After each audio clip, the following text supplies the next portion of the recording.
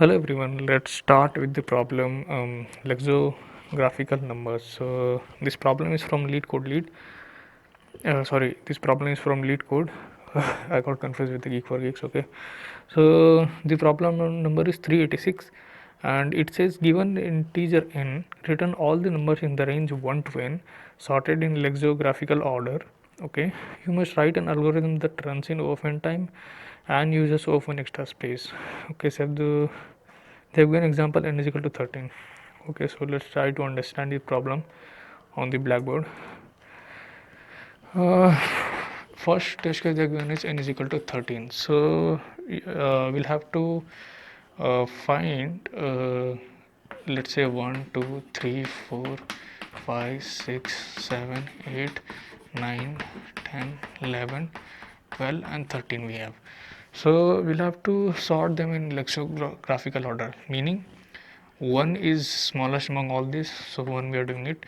Next smallest is 1 0 because it is like a string, treat it as like a string, so we'll have to take 1 0. Next smallest will be 1 1, next will be 1 2, next 1 3, and now rest this will come into picture.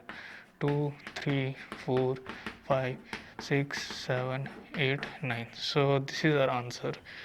If you see here, yeah, 1 10 11 12 13, and these things are the answers. So basically what they're trying to do is whatever that is coming, like 1 is coming at the first, so it should all the elements in the range from 1 to n both are inclusive. Okay, so whatever coming as a 1, so that ones all has to be present first time.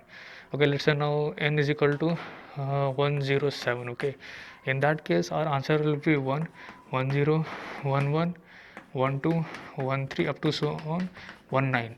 Then we will not be writing as 2 0 because 2 is greater than 1.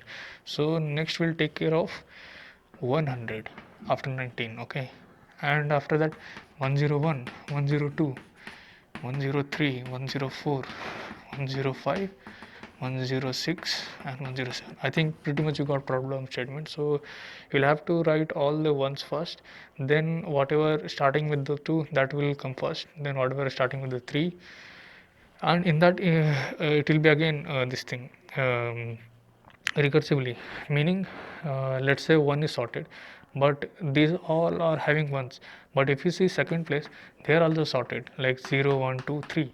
In that way should be, it shouldn't be in this way like 1 1 0 1 2 1 3 1 1. If you see here 1 is sorted in first place, but if you see in second place we were having 0 2 3 and 1, which is not correct. This order is correct.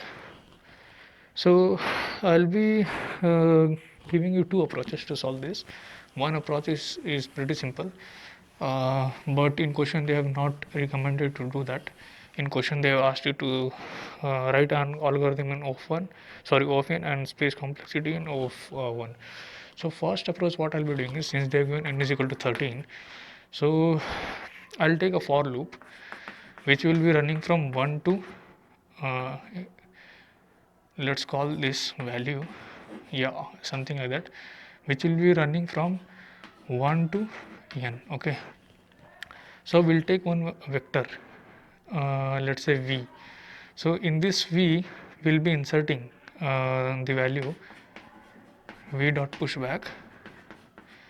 We'll be inserting this value one by one, but we'll convert that to string because string can be sorted using sort function. Okay, like if you try to sort the string, as I said 1 to up to 13 was there, so this if you convert all this to string and then sort it, that will give answer as 1 0 1 1 1 2 1 3 2 3 up to so on till 9. So we'll do that thing. We'll take one vector whose type is of string, okay, which is v, and we'll sort that vector. Sort v dot begin, v dot end, and at the end we'll take one answer vector whose type is integer, because in question they have asked to return integer only. So we'll iterate through this vector v whose type will be auto, let's say string vector v.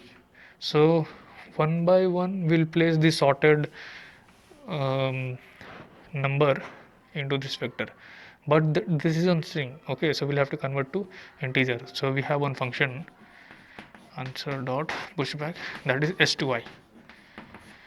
If you do this s to I, so that will be converted to integer, and at the end we'll have to return this answer. So this is pretty much there was a function which called these things, but if you see in this case we are using space as first space we are using to store the numbers in the form of string. This is O of n in terms of space complexity, and in terms of time complexity, if you see we are taking this for loop which is O of n, okay, and we are taking this sort function. Okay, this will take n log n, so which is not expected as per the question. Expected as per the question is time complexity should be O of n and space complexity to be O of 1. Okay, but here we have time complexity as n log n and space complexity is n. So let's try to optimize the code. I think pretty much you got what I'm trying to do here. So let's understand the second approach. In the second approach, on the go, what we'll be doing is we'll be trying to let's say n is equal to 13. So on the go we'll take one recursive function, and that will start with 0. Okay, we'll start, let's say value will start with 0, and whenever we go into the recursive function we'll be having one loop that will be running from I is equals to 1 to 9. One second. Hey, sorry, I just got disturbed there. So what I was saying is for n is equal to 13, let me recheck if it is recording or not. Yeah. So for n is equal to 13, somehow we'll have to make we'll take one value which will be initialized to 0. Okay, so first time what we'll do is we'll have to insert here somehow 1. So we'll, let's say value is taken as 1. Now once we got this one, we'll be inserting into one of the our vector, let's say answer vector 1 will insert. Next we'll try to insert somehow here 0 so that it becomes 10. Okay, we'll insert this, let's say 0. So now 10 is less than n, this value will be checking every time. If value is less than n, then we'll be inserting into our answer vector. Now let's say we'll try to insert one more 0 here. Okay, we'll insert 0, but in this case if we say value is less than 100, less than 13 is false, so we will not be inserting into our vector. So simply we'll be moving to the next iteration. Our next iteration would be to try to check for the 1. Okay, not 1.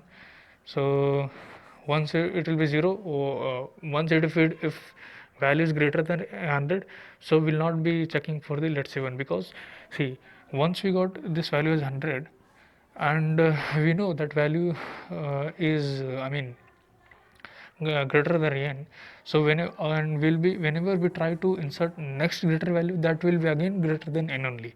So in that case we'll be simply returning out, we will not check for 101. Okay, so this thing is clear. And when we traverse back, so this 0 will try to put next greater element, that will be 11. If you see 11 is less than 13, so we'll insert into our vector. Next greater again next will come and we'll try to insert 0, so which is 110 is less than 13 is false, so we need to simply return, we don't insert into our vector, answer vector. So we'll come out of this, and this will try to remove, and we'll put the next greater element, that is 12. So 12 is less than 13, we'll insert it here. Less than equals to also we'll have to check, because they have in question they have given 1 to n, both are inclusive, both are square bracket. So next we'll try to insert 0. So 0 means 120, it is not less than 13, so we'll return back and we'll try to put next letter element. I think pretty much you got what I'm trying to say. Okay, let me take with this also. So 13 is less than equals to 13, which is true, correct. Next we'll insert 0 at this place. So 130 is less than 13 is false. We'll try to come back. We'll try to come back as 14. Okay. Next will be 14. If you see 14 is less than equals to 13 is false, so we'll come back. Okay. So if once we come back, we don't insert anything. So this will go away, this will go away, and then you will have to put here next greater element, which is 2. So now we'll check 2 is less than n, so we'll insert 2. We'll try to insert 0, 20, again less than n. So 20 less than or equals to 13 is false, so we'll not insert. We'll move to the next greater element, which is 3. Okay. So similarly we'll follow this pattern. So I think pretty much what I'm trying to do you're getting. So basically we'll have to take a recursive function and try to do these things. So I think we can go to coding part, and I'll try to explain there as well.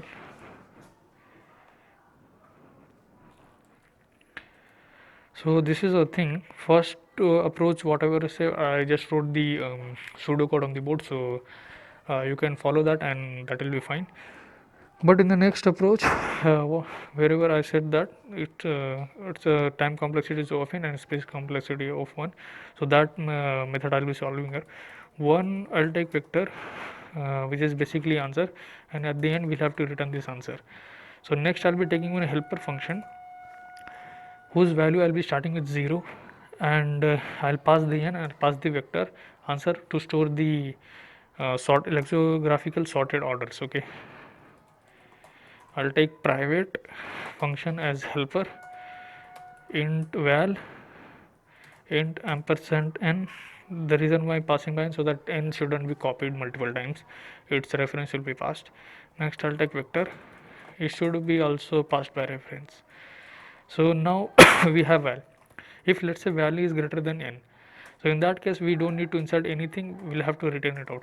I was saying that, like, once we got, let's say, 100 or 101 or something 20, so in that case we don't need to check further elements, because if you try to insert, let's say, 21 here, it will go 22, so in that case the value again will be greater than that, so in that case we'll have to simply return.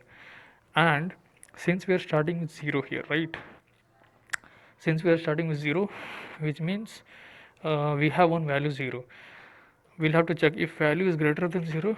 In that case we'll have to push into our answer, because they have asked from 1 to n, not from 0 to n, so we'll have to check this condition. This is correct. Now we'll take a loop which will be running from I is equal to 1, I less than n, I plus plus 0. I'm not taking care, I'll take care that separately, because first value is 0, first time we are sending it here 0, so if you try to include that 0, so it will be again 0 0 0 only, so I'll handle that case. So I'm writing with this I is equal to 1. Before that, let me try to take care of 0 also. If value is not equals to 0, in that case we'll be inserting 0. Okay, so basically let me explain in the board, this is very important. So what I'm trying to do is, see, they've given n is equal to 13, which will start from 1 to 13. Okay, so if you see it will be 1 1 0 1 1 1 2 1 3 2 up to n. Okay, but we don't have 0 in the first place. If you see anywhere, we don't have 0. Even if you put 0, that will be regarded as 1 only. Okay, so we are starting with 0, value is equal to 0, so we'll have to check if value is not 0. In that case we'll be inserting 0, but if value is 0, so in that case we will be starting with 1 only. So let's say this is the first case wherein we are starting with 1, starting with 0. So we should not consider this. We'll consider with the first one. So I think you got. So if value is not 0, in that case we'll multiply val by 10. Okay, which means whatever value we have, let's say 1, and multiplied by 10, which means it becomes 10.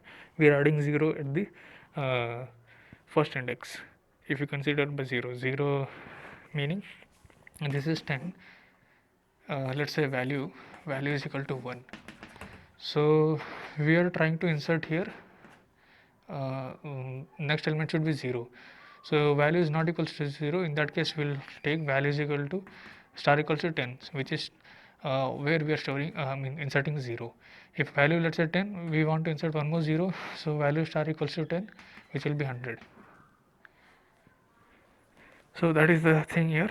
We'll try to call helper function, and we'll send value and answer. And once we are coming back, so we'll have to divide it by 10. Why we are dividing it by 10? Because in the next iteration, so let's say now value, let me rub this. Now let's say value is equal to 10, and we are calling for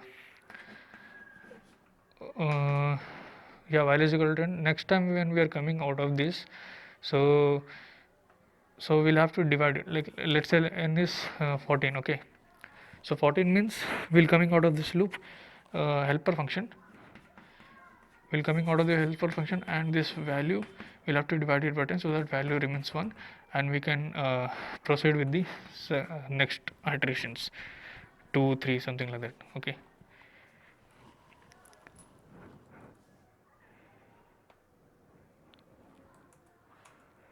so we are dividing it by 1 if value is not 0. If now here we'll increase the value by 10 and plus equals to I. So basically what we are doing is we are here, let's say value is 0, first time we are coming value 0, so it will come here, it will multiply it by 10 and add it 1, so value will be 1. Helper val and answer, these three things, and at the end we'll have to divide it by 10. Let's try to run the code.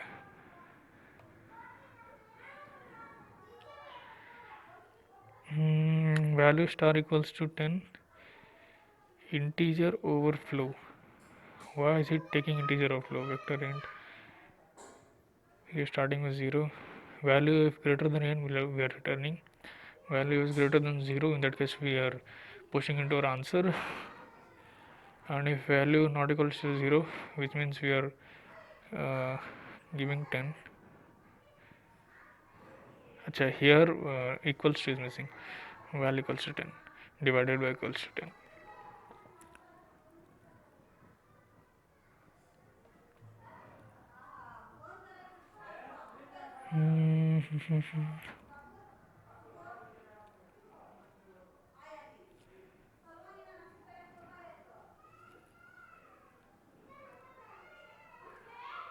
This shouldn't be n, this should be till 9. So till 9 means less than 10.